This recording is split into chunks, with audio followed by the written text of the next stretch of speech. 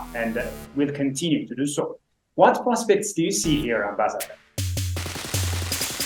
Well, I think people have to understand that the disunity and the disorganization that is Africa today is by design. Go back to the Berlin Conference. People must understand Berlin Conference, they met for 4 months to strategize and putting together a policy that was designed to see to it that Africa and her children are forever defeated and dominated. So as long as we are speaking as 55 little bitty African countries, we can never come out with a position that we can then demand that we must be the 6th member of the 5-member UN Security Council, that we must be the 21st member of the G21, that we must be the 8th member of the G7. As long as we are being told we have 55 different sovereign nations, we are fighting with one pinky finger when we could be fighting with 5 fingers and throw a sucker punch. What Africa needs to understand is that we need to speak with one voice. For example, let's take the UN. If the Africans were to say, United Nations, you are a totally useless organization, you are a toothless bulldog, there's nothing there for us, you are supposed to be the watchdog for all human rights violations, and yet 3 of the 5 members of the UN Security Council, they are very strongly guilty of slavery, crimes that they have never been charged for, crimes they are struggling to pay reparations for. How then do you, the United Nations, continue to have these 3 members of the UN Security Council who continue, 2 of them, I'm talking Britain, I'm talking France, they continue to have remains of our ancestors, physical bodies of our ancestors who they classified as trophies of conquest, and they refuse to return them because they are equivalent to an animal. Just like you went to Africa and you killed a lion, you equally killed a human being, that is your trophy. To this day, 2023, they are refusing to train them. Hello, Secretary Guterres, what are you doing? Let's look at the artifacts that were stolen, priceless. They all know where the artifacts came from. They are nicely displayed in museum, showing what country they were stolen from, and nobody is talking about it. Again, Secretary Guterres, where are you? Let's talk about some of the basic egregious abuses of Africa. Let's look at the World Trade Organization. They are giving a blind eye. Look at Swiss coffee, Swiss chocolate, when yet we know all that chocolate is coming from West Africa. Switzerland does not have a single cocoa plantation. Where is the World Trade Organization? Why aren't you challenging them? It's been acceptable that Africa is supposed to produce and provide raw materials for the Western world. What Africa needs to do, for example, they could simply say, we are no longer going to attend the United Nations until we are 6th member of the UN Security Council. After all, African countries are the largest voting bloc at the United Nations. And instead, African countries are being used to vote on behalf of other countries on their agendas. You come, we give you a brown envelope, vote with us on our agenda. Africans must unite.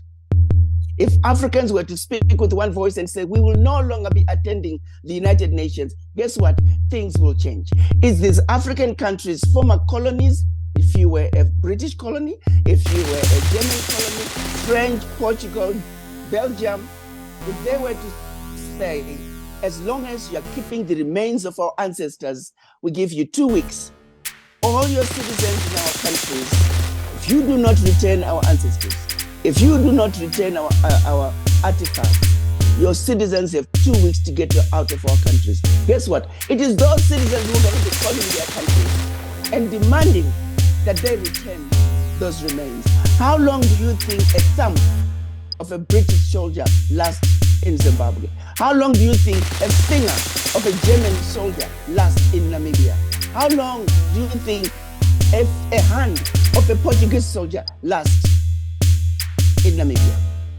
Not even an hour. They will storm into those countries, murder thousands of people just to recover that tiny little body part. But when it comes to Africans, we are to blame because we are not complaining about it. We are not raising Cain. Our behavior as Africans when it comes to certain issues is not normal. It's abnormal. What is being done to us, we are not reacting like human beings. No, I am no longer going to the goddamn United Nations, pardon my language, until you fix this.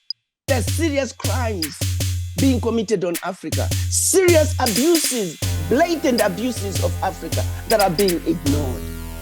So yes, it is a two-faceted approach.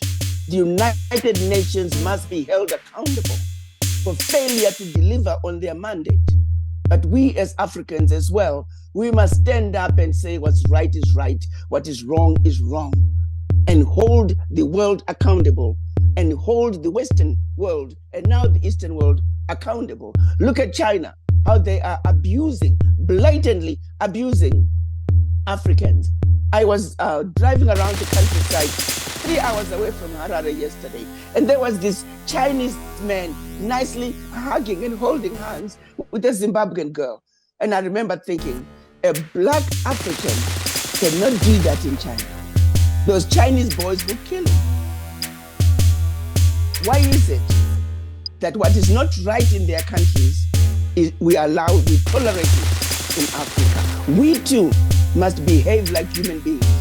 Whatever they will do to us in their countries, we will do to them in Africa. That is normal. We need to start behaving like human beings.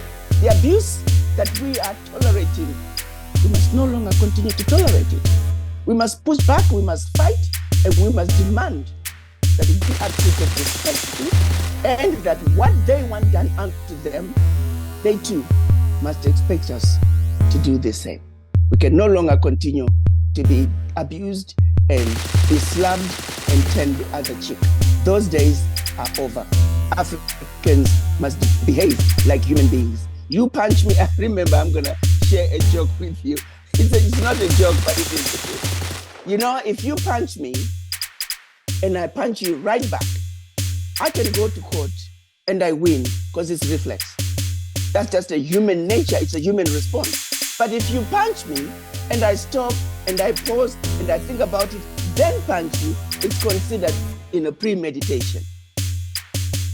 The first response was a normal human response. We Africans are not behaving in a normal human way.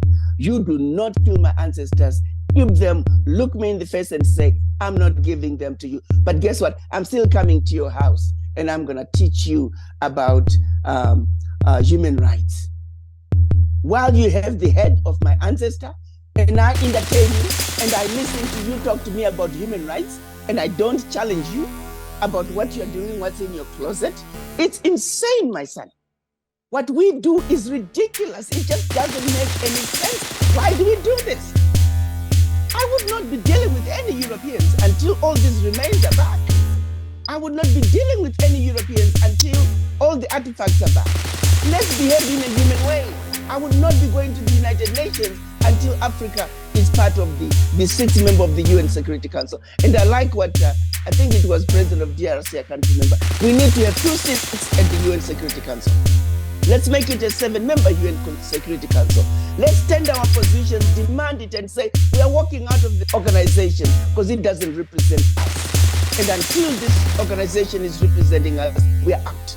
That is the normal thing to do. How bad do things have to get before Africans get really angry and say enough is enough? Wow. We need to get to that level. And for people to understand that, they must understand the genesis, they must understand the games that are being played on Africa. It's only Africans who can defend themselves against this abuse. And for us to do that and do it effectively, we must be armed with knowledge of what is really going on.